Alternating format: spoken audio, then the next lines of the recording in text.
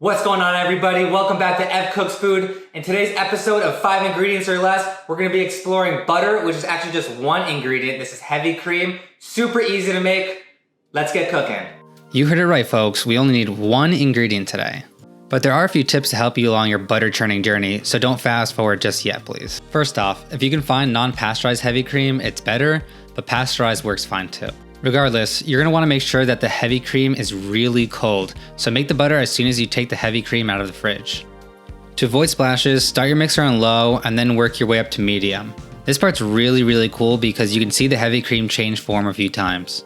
First, it's just liquidy like it was when you poured it in, and then it's the consistency of whipped cream, and then when the milk starts to separate from the curds, it becomes liquidy again. In the last stage, there's clearly a separation between the curds and the milk, and at that time it should be just another 2 minutes before we're ready to strain. Feel free to use gloves at this part if you don't want buttery hands.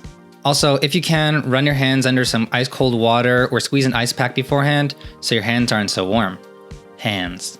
We're just going to drain as much milk out of the butter as we can, so press and squeeze the butter until all you're left with is a big old butter boy. Butter. Good enough.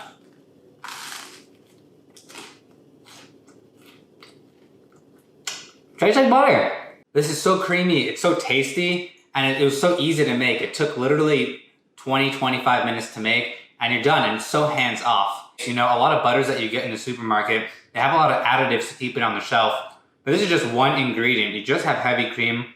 I love cooking with butter, and I keep this unsalted right now because when I cook, I want to understand how much salt I'm putting into it. And if you're putting in salted butter, it's kind of hard to tell where you're at with your salt levels. Anyways, thanks so much for watching, everyone. If you haven't yet, please hit that subscribe button. Also hit that like button.